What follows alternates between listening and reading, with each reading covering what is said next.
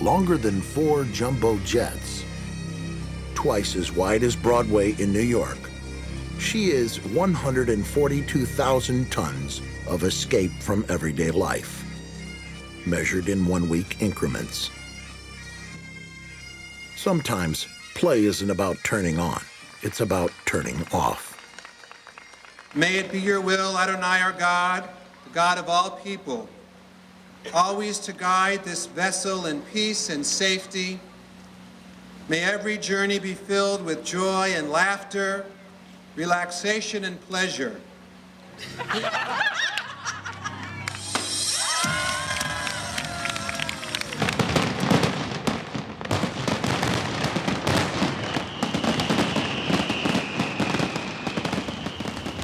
Warships used to be the only vessels that were this large. Today, we build these Leviathans for pleasure. In this floating department store of play, push any button you like, except the one labeled stress. It's not on board. It's pleasure, it's vacation, it's forgetting about your worries, it's living a fantasy for a week, doing whatever you want, whenever you want.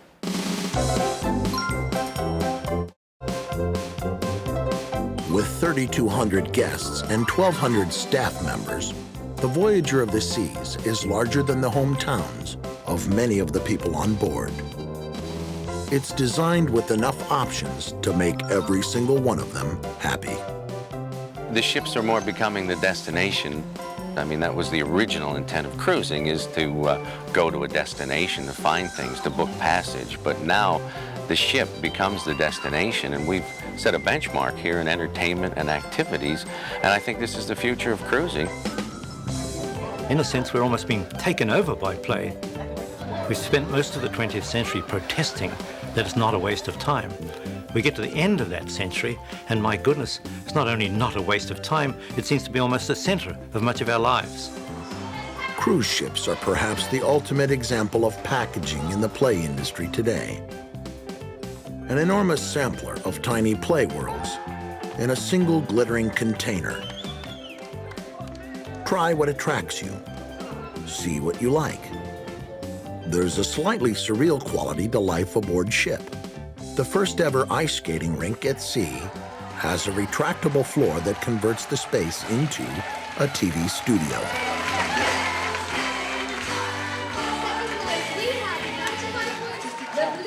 Here, the ship's staff produce and direct their own game shows. Of course, the stars of this extravagant production are the passengers. It's just fun to watch, but managing, and it's a science of play here. It looks seamless, but there's so much going on behind the scenes just to make it work and to make it look like it's, you know, it's unplanned. It happens, and people don't know. It's the business of it all, you know, the business of play. That business requires one staff member for every 2.5 passengers. Most of them are behind the scenes, working around the clock so the passengers can play as much or as little as they want to. Like a small but highly efficient city, the Voyager is prepared for every contingency. A modern, fully staffed medical clinic is available to treat everything from the trivial to the traumatic. There's even a morgue.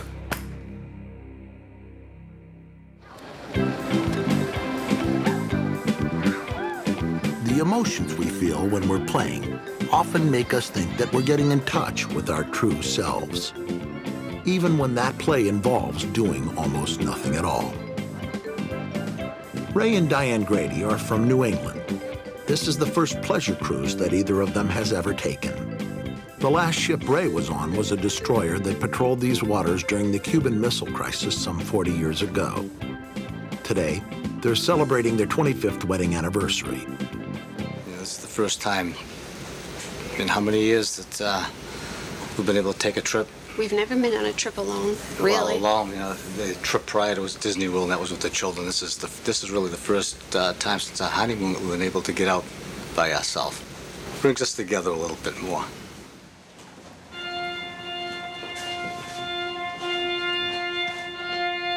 Hideto Sasumoto and Hirako Sato have come from Japan to get married in the wedding chapel on deck 15 of the Voyager of the Seas. Hideto is a photojournalist for a Japanese cruise magazine, so he thought it was appropriate to take their vows on this ship. Good morning, ladies and gentlemen. This announcement goes out to all of our bingo fans.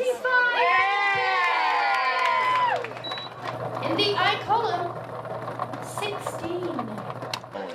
16. Evelyn Rowland and Marjorie Corbett are sisters from Northern England. Evelyn's husband hates to travel, and Marjorie's now a widow, so the two sisters got together and decided to take a cruise.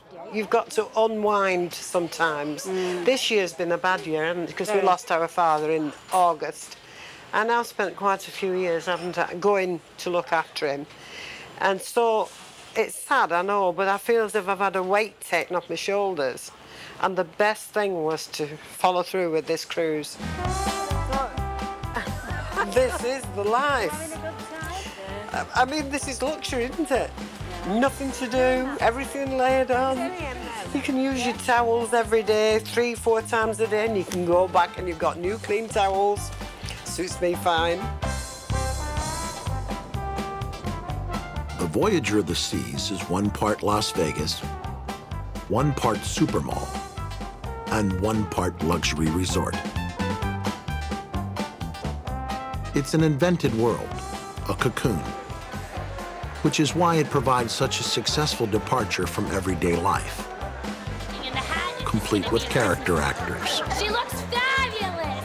jugglers, and clowns who pop up at every turn.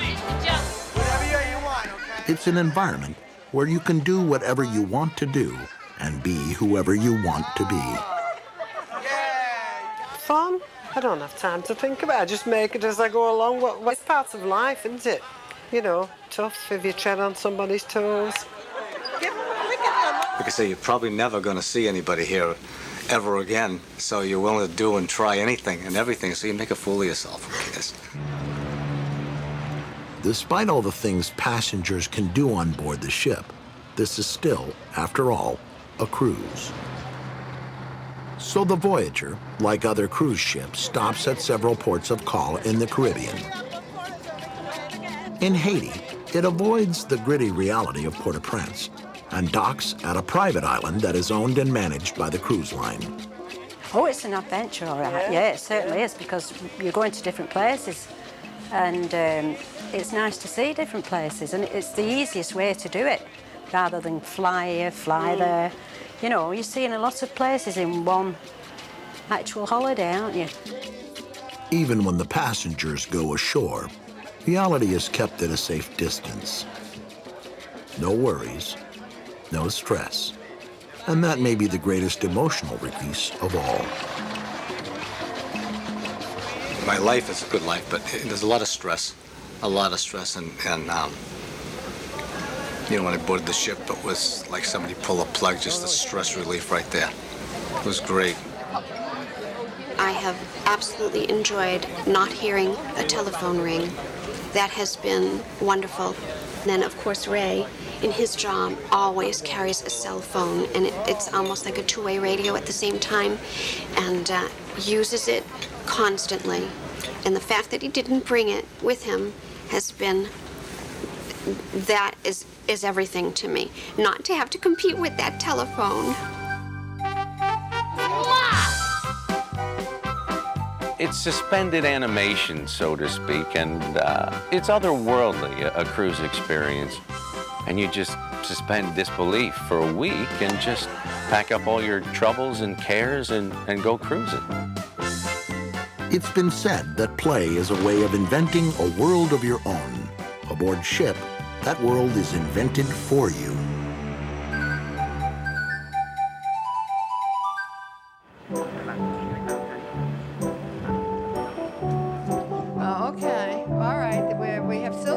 day today. Cruise ships appeal to people who want to turn off their lives for a few days. Joan Katz and her friends play to be turned on. So does Sylvia Courtney. The play that they crave is intense, cerebral, and ferociously competitive. It gives me a great reason to get up in the morning and look forward to the day, more than anything else that I do.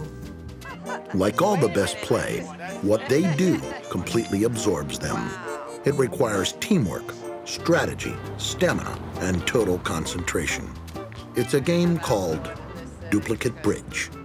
I feel very sorry for anyone in their golden years that does not play bridge. Bridge is a way of life. It's important to realize that games of older people are the same as the games of younger people insofar as when you're in them, the game is the thing. All games and all play that's any good keep your attention on the subject matter. Often it's quite complex, isn't bridge and chess. When adults play bridge, for example, for hours and hours a day, they're really like children again. Joan Katz, a lifelong bridge player, started coming to the Beverly when she wanted to sharpen her game. And the next thing you know, I was getting consumed with bridge. I was getting consumed, I got consumed, I'm still consumed, and it is a major part of my life today. Sylvia Courtney got into the game later in life, after her retirement. You know, I did the volunteer bit and decided to take bridge lessons. And I didn't know what they were talking about. I had no idea. And I felt utterly stupid. Then I went to the Beverly and I started to play in what they call supervised play. And then one day, the boys in supervised said, "Come with me, we're pushing you into the duplicate room." I said, no. But that's how, like sink or swim. What a nice sandwich. I wonder where she got this. Before the competition begins, many of the regulars get together for lunch. As competitive as the games are, this is still a social group. Like other kinds of play, being with friends adds to the enjoyment. So I say 2 diamonds and 2 clubs. Then the games begin in earnest. And we all sit down at our tables and we get out our bidding boxes. And there's enough noise to deafen any normal breed of society. But all of a sudden, when the first hand comes out of the pocket, silence, dead silence, and total concentration. Forget the image of a friendly game of cards. This is killer bridge.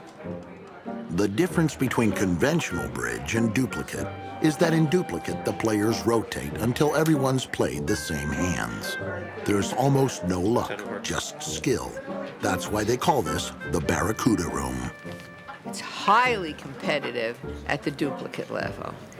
In some areas, I would go so far to say it's cutthroat. It's very important to me that I enjoy the game. But if I can't laugh 3 or 4 times at the bridge table, then in that respect, it's a lost day. I want the social part of it. A lot of bridge players do not. They sit down and they're stony-faced, and they have their own means of escape, and that's fine for them. That is not fine for me.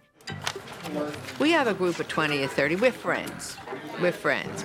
Now we are involved for the afternoon. I bid this, you bid that, shoulda, woulda, coulda. Every hand is analyzed, and I always tell my single friends, if you don't do anything else, learn bridge.